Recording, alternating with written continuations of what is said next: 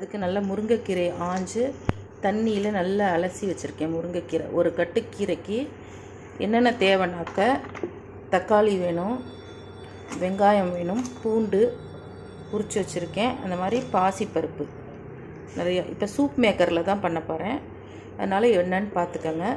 முதல்ல தக்காளியை இந்த இது இல்லாமல் கட் பண்ணிக்கணும்.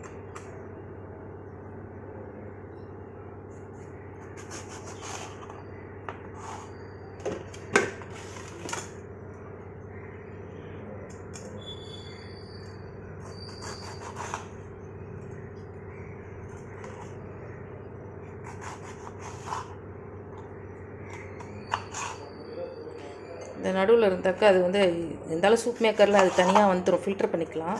ஆனால் ஃபில்டர் பண்ண வேண்டாங்கிறதுனால தான் இந்த மாதிரி.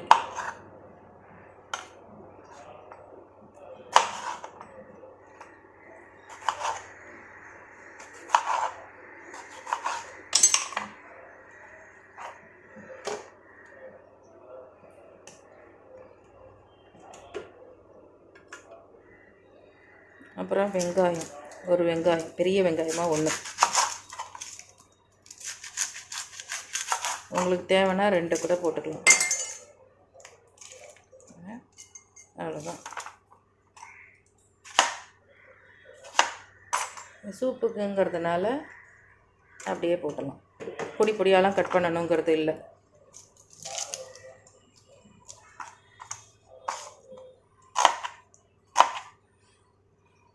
அது வரைக்கும் இந்த நடுவில் இருக்கிற இந்த காம்பை இல்லாமல் பார்த்துக்கோங்க.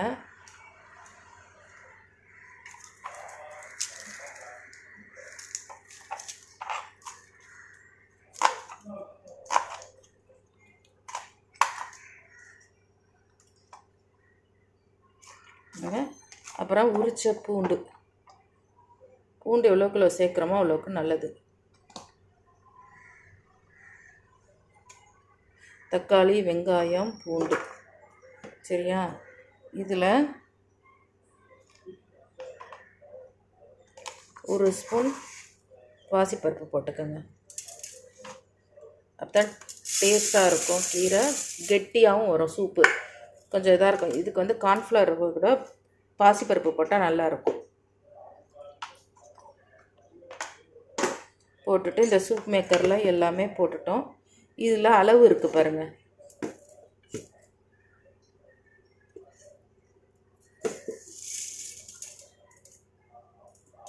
இது மினிமம், இது மேக்ஸிமம். இதே கோடு வந்து உள்ளுக்குள்ளேயும் இருக்கும், இந்த இடத்துல இருக்கும். அதனால் மேக்ஸிமம் தாண்டி விடக்கூடாது, ஏன்னா வெளியில் வரும்.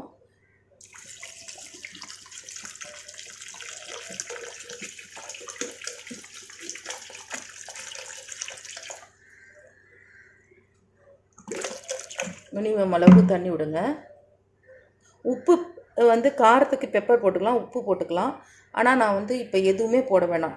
நீங்கள் கடைசியில் சில பேருக்கு காரம் உப்பு வந்து எவ்வளோ டேஸ்ட்டோ அந்தளவுக்கு வச்சுக்கலாம். இதை பாருங்கள். இப்போ இதை மூடிட்டேன். பிளேடு இருக்கா, வச்சு மூடிட்டு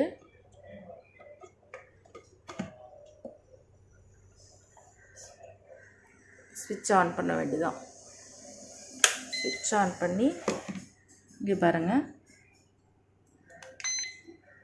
இதுதான் சூப்பு வந்து இது ஃபுல்லாக க்ரீமாக வந்துடும். ஃபுல்லாக இது வந்து பிளெண்டர் அரைக்குறையாக சக்கையாக வரும்.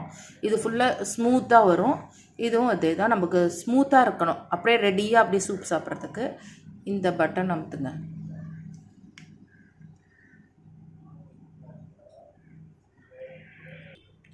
இந்த பட்டன் அமுத்திட்டேன். அதனால் இப்போ ஆட்டோமேட்டிக்காக இது வந்து ஹீட் ஆகி மிக்ஸி அரைக்க ஆரம்பிச்சோம். இந்த பாசிப்பருப்பு எல்லாமே கூட நல்லா வெந்து மசிஞ்சு பாசிப்பருப்பு இருக்கிறதே தெரியாது. ஃபுல் ரெடிமேட் சூப்பாக வந்துடும். டீப் சவுண்டு வந்தோடனே நம்ம ஸ்விட்ச் ஆஃப் பண்ணி எடுத்துக்க வேண்டியது தான். இது 1 நிமிஷம். இதில் முக்கியமே கீரை தான். அந்த கீரையே போட மறந்து போயிட்டேன். பாருங்கள்,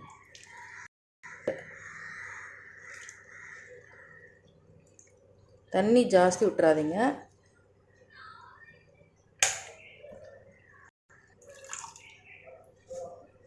அவ்வளோ நல்லது. முருங்கைக்கீரை வந்து டெய்லி சேர்த்துக்கிட்டா உடம்புக்கு நல்லது. நல்லா அலசி எடுத்துக்கோங்க. இதில் கொஞ்சம் கீரையை நான் எடுத்து வச்சுருக்கேன். அதை வந்து கடைசியாக இந்த சூப் ரெடி ஆனதுக்கப்புறம்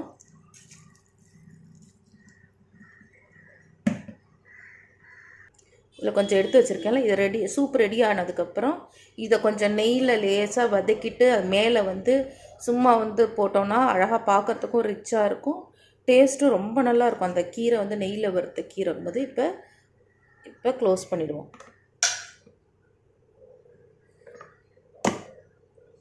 இப்போ கீரையும் போட்டாச்சு. கீரை,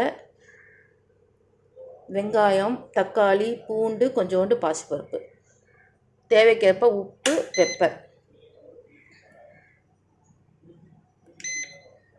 போட்டு இதுதான் ஸ்மூத்தி. இது ஆன் பண்ணிட்டோம். ஆட்டோமேட்டிக்காக இது ஆகிடும். ஆனதுக்கப்புறம் நான் உங்களுக்கு காட்டுறேன். ஓகேவா? சூப்புக்கு மேலே போடுறதுக்கு கொஞ்சம் கீரையை வந்து வறுத்துப்போம். சரியா? கொஞ்சம் நெய் விடுங்க. நெய் விட்டு சூடானதுக்கப்புறம் கீரையை போடணும். இப்போ நெய் சூடாகிடுச்சு. இந்த கொஞ்சம் கீரையை வறுத்து வச்சுப்போம். வறுத்துனா ரொம்ப நெய்லாம் வேண்டாம், லேசாக கொஞ்சமாக நெய் விட்டு நல்லா வதக்கினாலே இந்த கீரை டேஸ்ட்டாக இருக்கும். இதை வந்து இந்த சூப்பு மேலே அப்படியே தூவி விட்டோன்னா ரொம்ப நல்லா இருக்கும். எப்படி ஸ்வீட் கார்ன் சூப்புக்கெலாம் வந்து மேலே ஸ்வீட் கார்ன் போடுவாங்களோ அந்த மாதிரி இதுக்கு மேலே இந்த கீரை, அது முருங்கைக்கீரை போட்டோன்னா செம்ம டேஸ்ட்டாக இருக்கும். இங்கே பாருங்கள், நல்லா வறுத்து வச்சுக்குவோம்.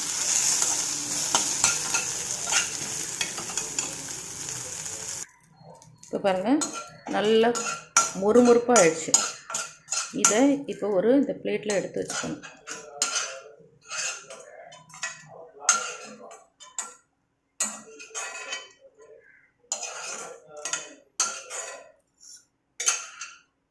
எடுத்து வச்சிட்டோமா?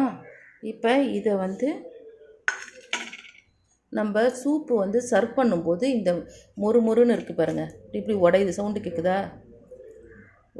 இது அப்படியே அந்த சூப்பு மேலே அப்படியே போட்டு கொடுத்தோன்னா அந்த ப்ரெட்டு போடுவாங்கள்ல அந்த மாதிரி இது நல்ல கரன்னு வாயில் மாட்டோம். இந்த சூப் சர்வ் பண்ணுற டயத்தில் இதை மேலே தூவி கொடுக்கணும். ரொம்ப நல்லாயிருக்கும். சூப் ரெடி ஆனவுடனே பண்ணி காட்டுறேன். இப்போ இதில் பீப் சவுண்டு வந்துடுது. இப்போ ஸ்விட்ச் ஆஃப் பண்ணிவிடுவோம். ஸ்விட்ச் ஆஃப் பண்ணிவிட்டு அப்படியே ஓப்பன் பண்ண வேண்டியதான். இப்போ பாருங்கள், உள்ளுக்குள்ளே இவ்வளோ அழகான ஒரு க்ரீம், நல்ல கெட்டியாக இருக்குது பாருங்கள் கீரை சூப். இது ஃபில்டர்லாம் பண்ண வேண்டாம், ஃபுல்லாகவே மசிஞ்சிருக்கும். இப்போ இதை எடுத்து பவுலில் கொட்ட வேண்டியதான்.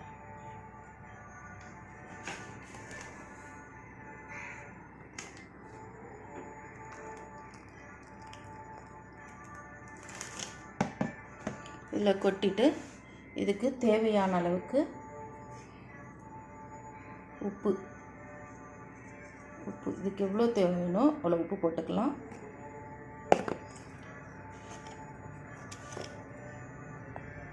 பெப்பர் எவ்வளோ தேவையோ பெப்பர், காரத்துக்கு ஏற்ற மாதிரி பெப்பர். தக்காளிலாம் போட்டுக்கணும்ல. இப்போ இந்த ஃப்ரை பண்ணி வச்சுருக்கோம்ல, இந்த இது கொஞ்சோண்டு வறுத்து வச்சுருக்கோம்ல, அதை மேலே அப்படியே போடுங்க.